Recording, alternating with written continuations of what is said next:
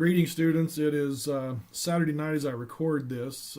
If you hear a dog barking, my wife is in Austin doing some painting, and I'm babysitting, so to speak. And so, anyway, don't let that bother you if you hear some Shelties kind of barking away here. But I did want to just chat with you briefly about some of the things that I sent an announcement over today. We're moving everything that is normally on Monday through to Tuesday, just because I want everyone to have the chance. If you need all day on Monday to finish up your paper, I want to make sure that everybody has that chance. So let's take care of that, and then everything will come in on Tuesday. I just kind of wanted to also have a little follow up on some of the things that we've been chatting about with our PowerPoints, the abortion issue, and even the issue with assisted death, the euthanasia part of it. These are things that people can, in theory, take hard line stances on. They can stand behind everything that there is. Yet when it hits home, if you may one day have a deacon who has some sort of strong position on the particular topic, but then when his teenage daughter comes in pregnant, then his position changes a little bit. The same thing is true with euthanasia to a certain extent. I can remember when back in '93, when my dad passed away, my mother had the decision to make of taking him off the respirator. And it was a difficult decision. She informed us, my sister and me, very straightforwardly that this was her call to make and not ours. And so she just sort of made this unilaterally.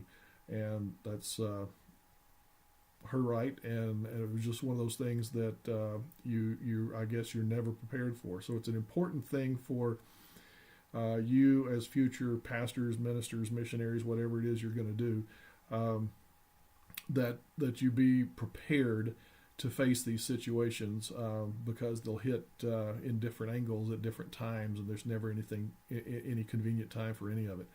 The other thing that I wanted to chat about a little bit is the issue of world religions. I sent that in, and in the big scheme of things, it doesn't matter anything, but I wanted you to understand that when I graduated with my MDiv in '03, it just sort of dawned on me that I knew nothing about these things. If you had asked me any questions about the ethics of Buddhism, I would have just given you a blank look. In fact, on September the 10th, 2001, I would have told you I knew absolutely nothing about Islam, much less the ethics. And now we live with them. We were forced to learn about Islam, and now it's part of our lives. So I just wanted to throw that at you. At some point in time, I'll probably add cults to it, and I just, but that's going to happen down the road. The other thing that I wanted you to know about, and some of you have emailed me, and we've kind of discussed some things back and forth, so you're not shocked by this, but there are some things that I chose not to include on the ethics of hermeneutics. It leads down a trail to bad hermeneutics. There are many cults and movements that are out there that start with the issues. They sound biblically supported. Some of the things that are out there today regarding the false prophets who have seemed to collected on the TBN. I was stunned probably, I'm going to say 10 years ago or so, 10, 11 years ago, something like that. In my Sunday school class at Prestonwood, I basically did an expose, if you will, on Joel Osteen. There were, at that time, 100 in the class, and the following week there were 75. So about 25% of the class basically got up and left. How dare somebody come against another minister? And I tried to explain to them that this dude is a false teacher. Everything about what he says is wrong. It makes you feel good, but it's lacking one key ingredient: the Bible. Um, so that was one of the things that kind of led up to the ethics of bad hermeneutics. Because I could tell you a long story about a fellow who I presented a paper that involved a little bit, without mentioning any names on that particular issue, but it was the whole word faith movement. And some of you may have run across the ministry of Justin Peters, and that's basically the cornerstone of his ministry. And in fact, he and I were classmates at the MDiv back in the late 90s. So I presented a paper at ETS one year, and I had a fellow who wrote a book on the word faith controversy, and he very clearly and correctly rebuked me over the fact that I was giving them a little bit too much of the benefit of the doubt. And this guy just came out and said, they're crooks. They know exactly what they were talking about. As we were sliding in from moral relativism, I kind of piggybacked off of that mindset and went into doctrinal relativism, as I was referring to the guys in the word faith movement. And this guy quickly corrected me and said, "No, this is not just doctrinal relativism. These are crooks." So I wanted you guys to have a little bit of that. I didn't go into all of that, but on the PowerPoints. But at some point, I probably will do that. I also wanted to call attention to your attention the issue of stewardship that I kind of put from about 3 different sources and jammed a lot of things in together, and it's relatively old.